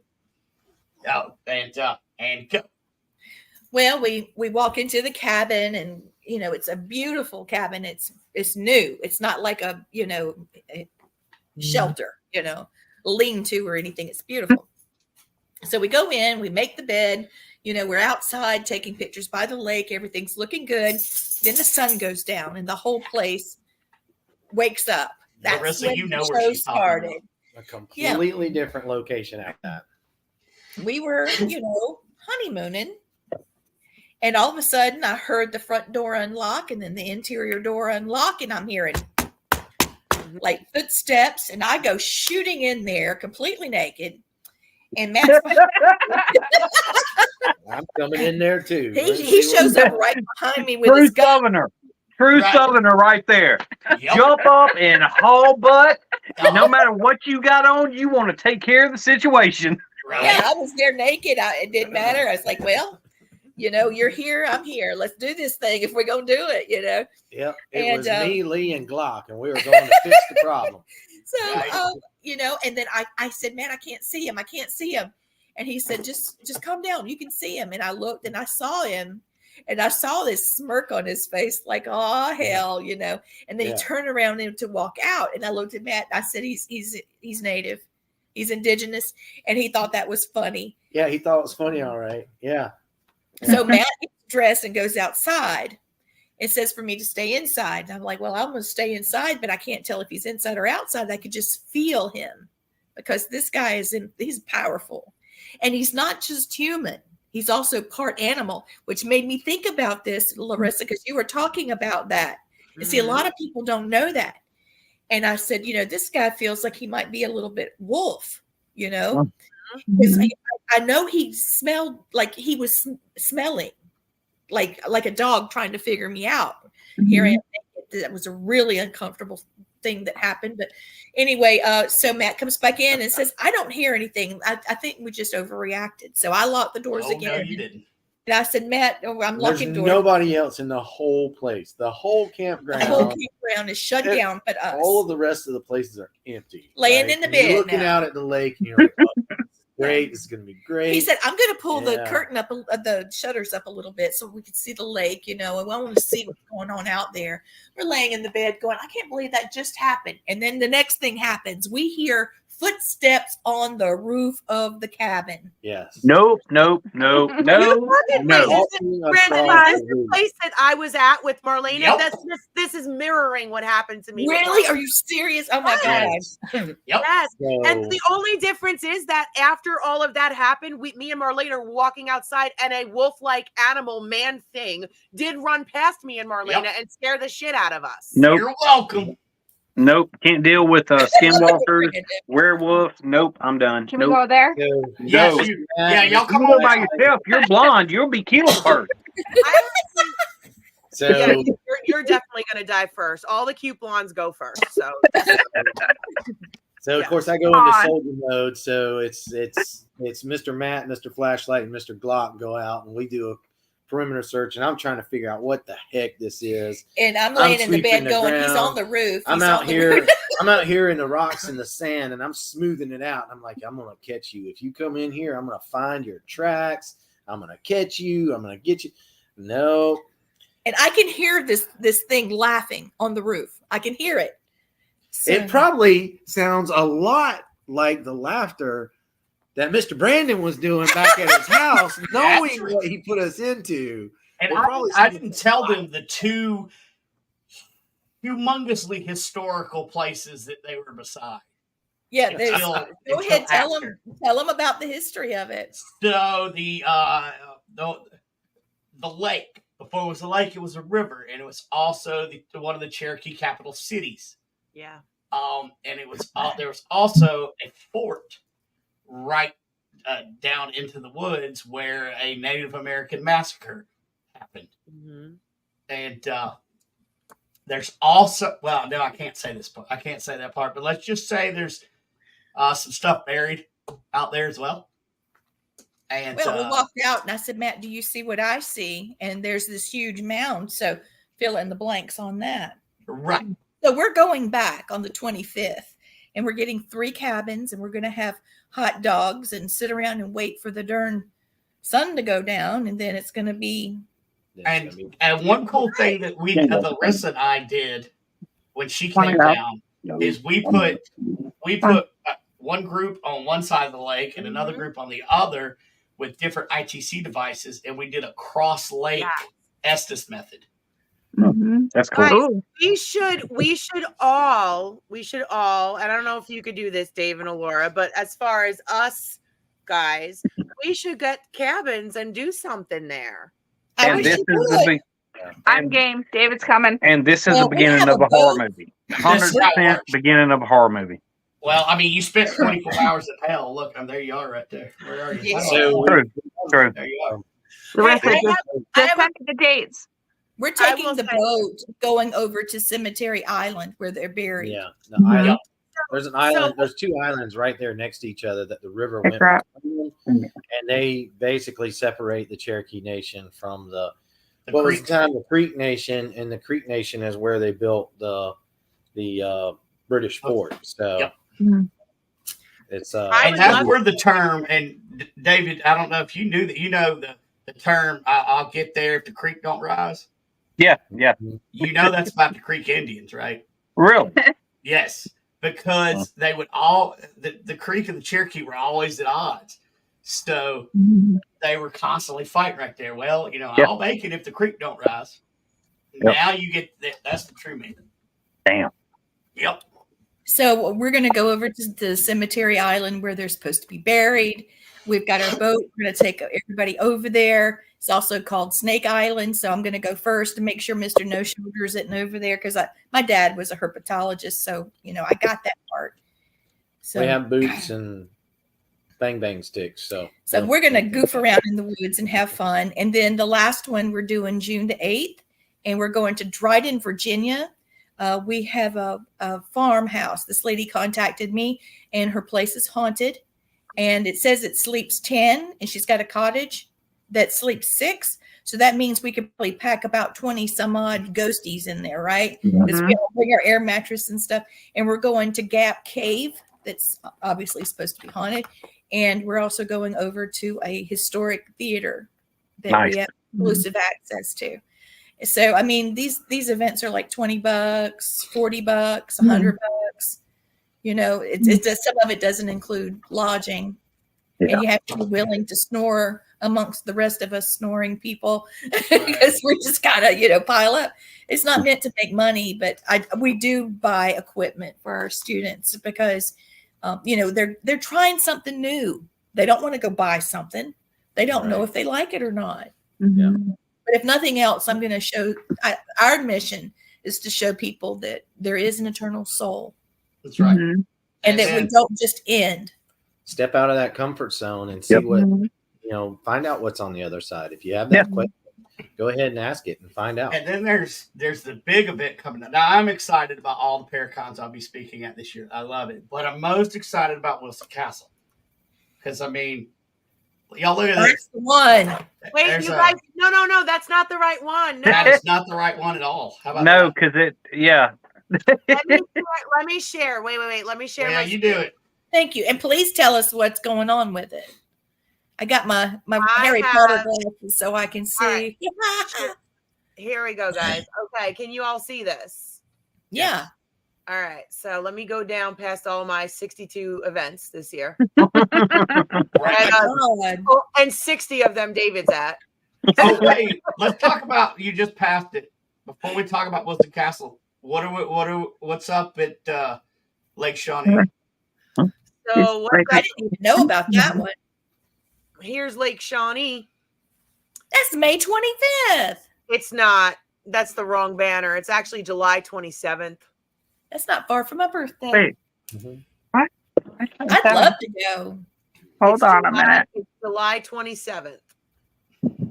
Y'all come up and see. I'll be hanging out and assisting Larissa in whatever capacity she needs. So I'll be up there and Because I got time off in July. we'll have some fun. Well, hey, Larissa, I have the wrong date.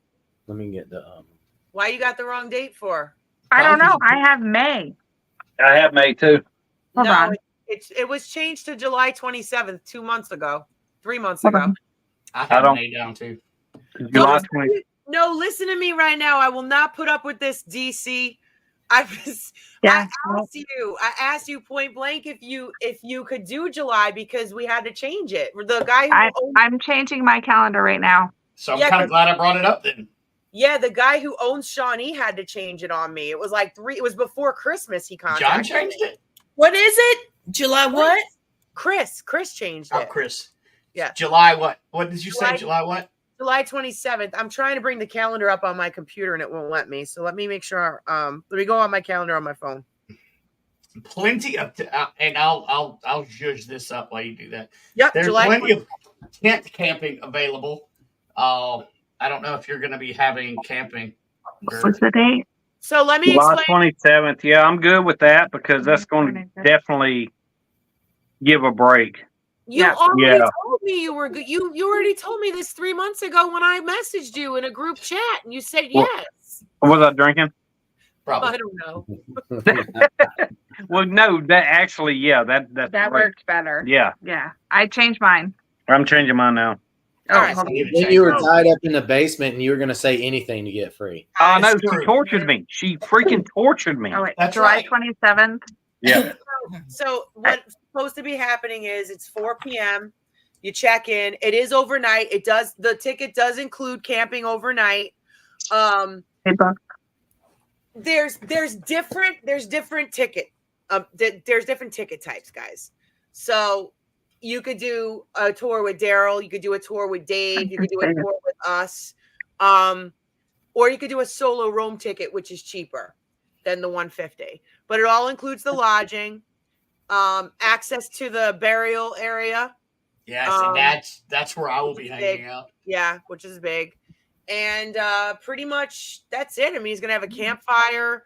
We're going to try and have a food truck there. And there's no promises on that. I'll be honest with you, because we haven't found one yet that's willing to actually go into the campground. I don't know why. I'll bring MREs. It's that ground. Yeah, people are wary Yeah. around that area that I've been asking. People won't bring their food trucks into the area. And there is one ticket that is available for $225, and that is Spoon with the Gnome ticket. So if you need to Spoon with the Gnome, it's $225. Only one ticket available. You are ridiculous. See, look, July 27th, 2024. I'm glad you said Send me the that. new one. Yeah, I will not. I am done with you. The show's not over yet. You're not done with us. I'm trying to keep them intact. See, last year, me and Larissa were like on the same page with everything, and we got so burnt out because of all the events back to back to back, and now we're scatterbrained. Yeah, it's true. It's true. But It's ridiculous. But basically you get when I do events, just so you guys know, when I do events, I give extra stuff with my tours. So you'll get souvenir footage, audio and video of your tours that you can keep. Plus you get rental equipment. What's this? What's this? What are you doing? Did you not read that? The gnome ticket just sold. Ticket sold. Ticket sold. Done. All right, I'm done. All right, moving on. So look, who's this lady right here? Who's this lady? Oh, it is. That's you. So we got you there. And then I thought I wasn't going to be able to go, and then all of a sudden I did. I was so excited. That's Madison. That's Madison Seminary. That's September. Don't tell me you forgot too. You put it on the calendar. No. I am so done with all of you. Wait, did you say June or July? For the calendar doesn't forget. So. Yeah, well, date is what? Lee Triana. Tara Brown. How are you gonna message me to do events and then forget the ones you? I suck. Because I message her and I agree to do her events and then I forget. So, this is a hot mess. This is the Hot Mess Express. This entire circle of people. Nothing but a dumpster fire. Dumpster fire. Yeah. All right, hey guys, we got to get off. It's like almost 9 o'clock. I got to get up at like 5 o'clock in the morning. Oh no! Good night, guys. Good night, y'all. Night. I love y'all. Y'all have a good night. Me too. We love y'all too. Thanks for being on. Bye. This is your Castle Con right here. Can you guys see that banner? Yes, I'm excited. I got to add you to it, Lee. I got to add you on it. But this is it. And so let me talk a little bit about this. Don't worry, Larissa. I remember my events. Oh, thank you, Tom. Thank you, Tom. That's Tom. He remembers. So let me explain this event because you guys, I really feel like it needs to get out there because it's so detailed, but I'm excited about it. So this is a 3-day extravaganza. And first of all, I know that it's up in Vermont, which is a little more expensive of an area. And this is October, which is wedding season. So I have taken the liberty of getting the hotel room, discount blocks, knocked down to the off-season prices. So if anybody wants to go, yes. So instead of paying $329 a night, which they're down to $150 a night for the hotel. Wow. Yes. So we'll split a room. That yes, and I've got suites down to $180. You can split. I like that. I got it hooked up. I've got the names of the managers at the hotels. There's 3 of them in the area, so it's all in the listing. But now that you guys know about that, let me tell you how the event's going to work. So there is a VIP investigation on Friday night. Those tickets are $100. I am not opening that. I'm not having the special guests. I'm not saying special guests have to go because you really can only have up to 50 guests, period, at the VIP investigation because you don't want to overcrowd the castle. It will take away from the investigation. So people will have to be ticketed guests. The castle is amazing to investigate. So 50 tickets for that. I'm going to do open room or tours, whatever people want to do. If we're doing tours, it's going to be me.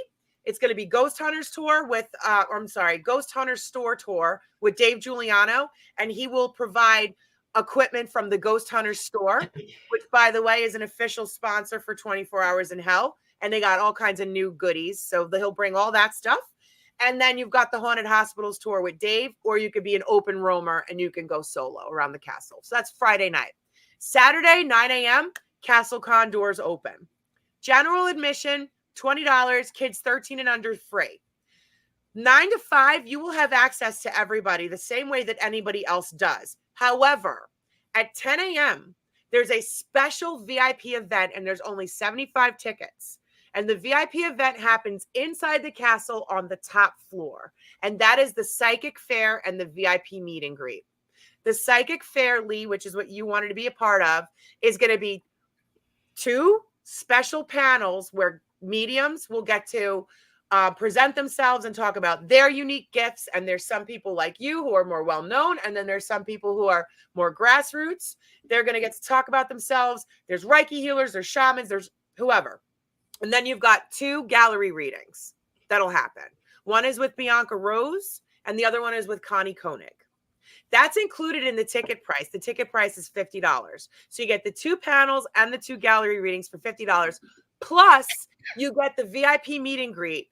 And the VIP meet and greet is with select special guests like Santiago Cirillo and the cast from 24 Hours, the Blue Bodie, a couple of other people that are only up in that area, autographs, merch, all of that. No long lines, like you're in there, intimate meet and greet with your people. Plus, if you're a psychic reader and you're up there like you will be, you have your own little space for you to read away from the hustle and bustle of the major con. Plus, you can book your people for the Sunday for your Sunday schedule, because there will be the con on Sunday as well. So you get to pre-book people that may come back on Sunday or most likely will come back Sunday. So that's from 10 to 2 on Saturday. There's speakers on Saturday. There's speakers on Sunday. Saturday night, you got your ball. 7 p.m., the ball starts. I got my ball. You've got a DJ. It's Roaring 20s theme. You're going to have Roaring 20s catered themed food, Roaring 20s cocktails. The food is included in the ticket. Plus, you are entered automatically into a raffle where you can get the castle for a private overnight if you win the raffle. And then there's also going to be Monique Tusun is our mistress of ceremonies. There's going to be date auctions. And I think she's going to do paranormal matchup again. We really haven't touched base to see what we're going to do, but we have plans to do some pretty cool stuff like auctions and games and stuff like that. Costume contest for the best costume. You don't have to dress up though if you don't want to. I want to make sure that people know that. It is 20s themes, but you don't have to. So that's that. And then Sunday, the second part of the con happens at 12 noon, goes till 5, and then that's the end. So it's 3 days, basically starting Friday, ending Sunday. So it starts at 9 a.m. on Saturday. That means I'll be there at 12? Yeah. Knowing you won't be there till 5. Yeah. Remember, you got to tickle the toes. Tickle the toes. Tickle, tickle. Tickle, tickle. Be ready to run, but tickle the toes. Yeah, Alan, if you're still watching, tickle my toes. So that's the Castle Con, the ball. Oh, here you go. One other thing. If you're a vendor, if you're a sponsor, first of all, the sponsor tickets, they have the special events included in their ticket price. One ticket, like one entry to the VIP, one entry to the con. I'm sorry, 4 tickets to the con. Sponsors have different things going on. Vendors also get entry to certain things as well. However, it's only 1 ticket. Special guests, it's only 1 ticket. If anybody else, like they have to pay for their +1, but it is discounted, and there is a special code that you'll get. That'll all be sent over with your paperwork. So I just want to put that out there too for anybody.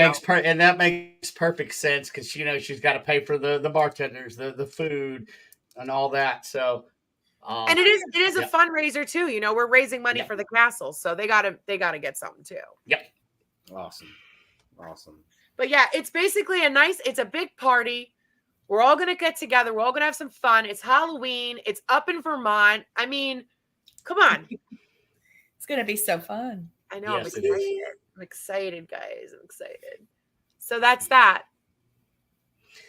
What day did you say the Shawnee was? July 26th?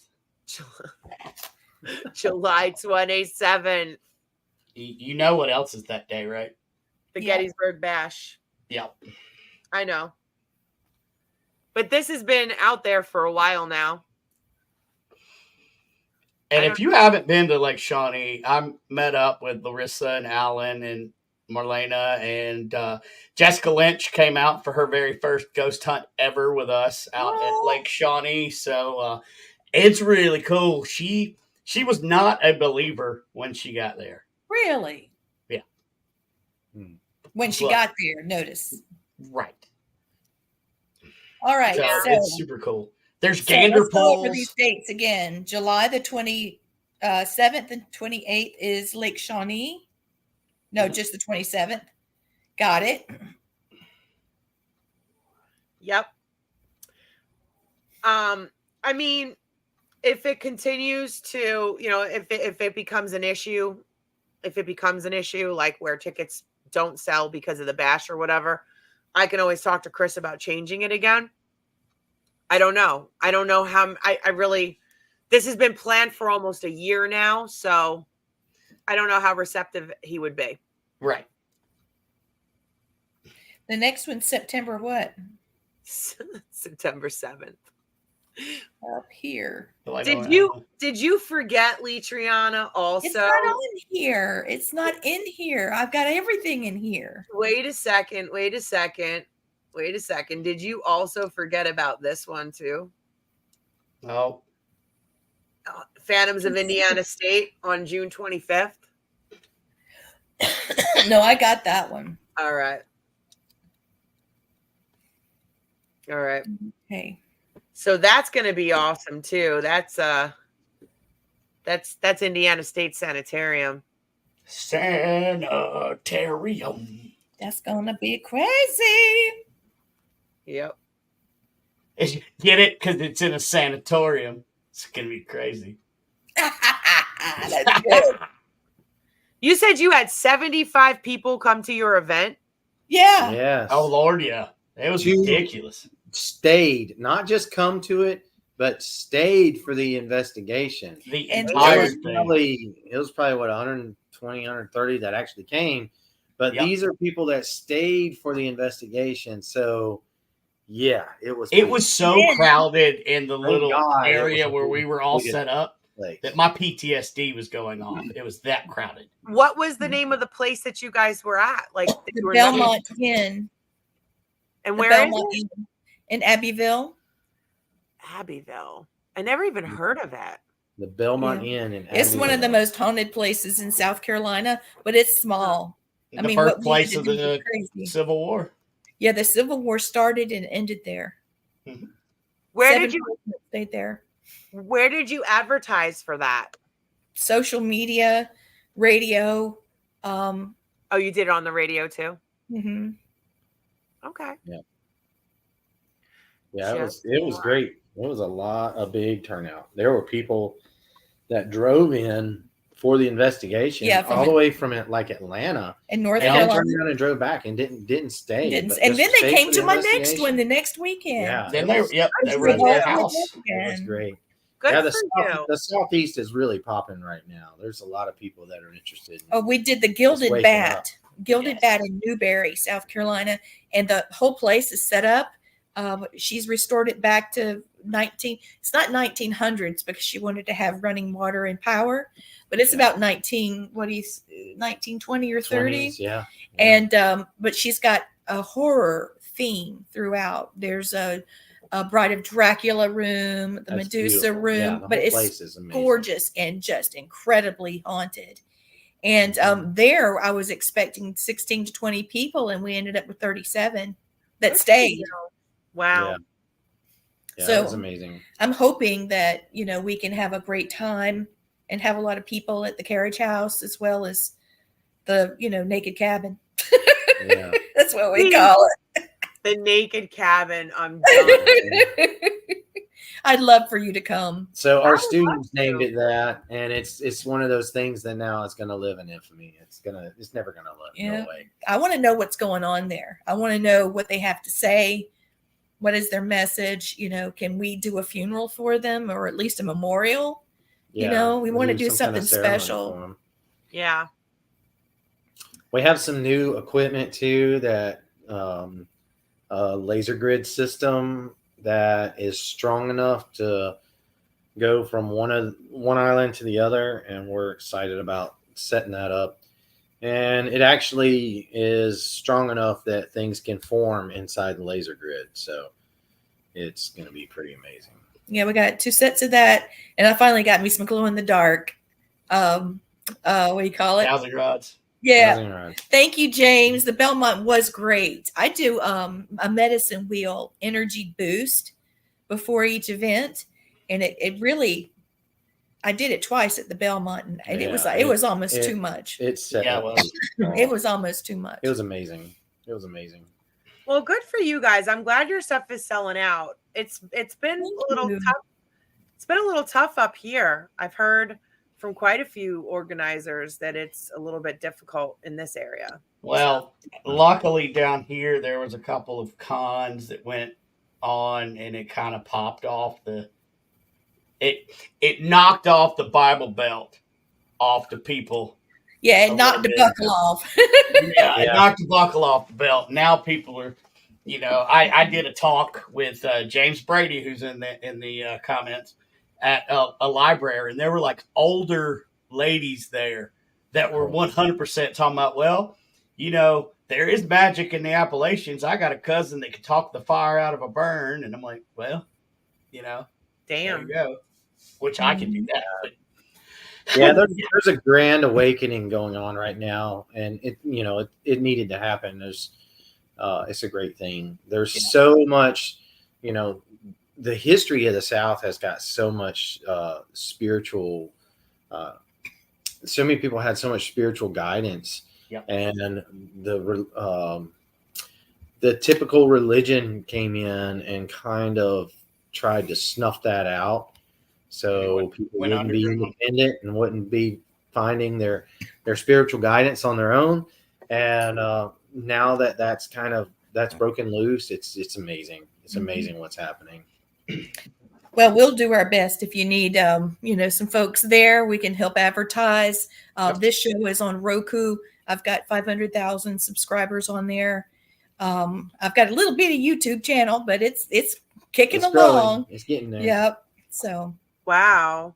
Yeah. I mean, we'll put it out there. So. Yeah, I was going to have my Paracon again this year, but I had to cancel because Larissa was on a cruise, so I couldn't have it out there. Had to go out on the boat. Next year, I will not be on a cruise for your Paracon, and I will be down there helping. Well, there may be some changes. I think Lee and I are going to be teaming up with Matt and try to get a couple other people, because it cost an absorbent amount of money last time. And so we're not going to do that again. No. Well, I don't know who that is. I don't know either. Well, but hi, Pumpkin. If you need help, if you look for someone else, I'll help you too. We're not worshiping Satan, people. No, Joe. Whoever that was. Thank you. Thank you, James. For real. Well, every time we end the show, I might. Oh, go ahead. I'm sorry. That's all right. Go ahead. If you need help next year, Brandon, I'll help you. And Leatrian, I might send you some flyers for the events that we're doing together. Please. To try and get that awareness out there, because ISS, it's not. I mean, it's almost like it's not. Nobody even knows about it. And you see, I spam everything, so I don't know how people don't know about it. Well, everything has got its time. And if we all work together, we can get that information out there. We absolutely will. Yep. And I'll put it out on Gunroom Radio, the radio station, the veteran radio station I run. I'll put it out on there too. Oh, right. Yeah. Oh, how is that going? I know we only have a few minutes left, but how is that going? I forgot. It's still building. Check us out at gunroomradio.com.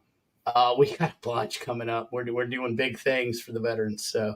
That's so cool. We're even working on the VMAs, the Veteran Music Awards. So. Oh, that's fantastic. Stay tuned. I've been thinking about us starting our own network, like network, like having channels. That would be so cool. Yeah, I would like to have a cooking station and have somebody doing gunsmithing and shooting and camping and prepping and. I can do a lot of bitching if you want to. That's amazing. We got a channel called Bitching Channel. Channel 1369. We'll call it Karen's Corner. Call it the slap time. I love it. Karen's Corner. I said Slapaho Tribe. No, Matt. You got to call it the Captain's Corner because I was she's Captain Karen's Corner. There you That's so funny. Larissa, thank you so much for coming on. You've got to come back again. Ooh, I just kicked the table. Sorry. Yeah. Sorry, everybody, that I'm not Blaine. Oh, hey, the profiling channel. That would be amazing, Tom. It's something to think about. Yeah. So you could have him be the profiler. Oh my God, please do this. Yeah, he's great at it, man. So I'll always end the show with a Native American blessing. And my voice is going out, so I'm going to go ahead and do it now so we can use this as an encore. So, okay, everyone, thank you for watching Family Spirit International. And here's our blessing. For as long as the moon shall rise, for as long as the rivers shall flow, for as long as the sun shall shine, for as long as the grass shall grow, let us know peace. May all I say and all I think be in harmony with thee, God within me, God beyond me, maker of the trees. Think over again our small adventure. Thank you for watching Family Spirit International. Aho. Aho. Thank you, guys. I pushed a button. You.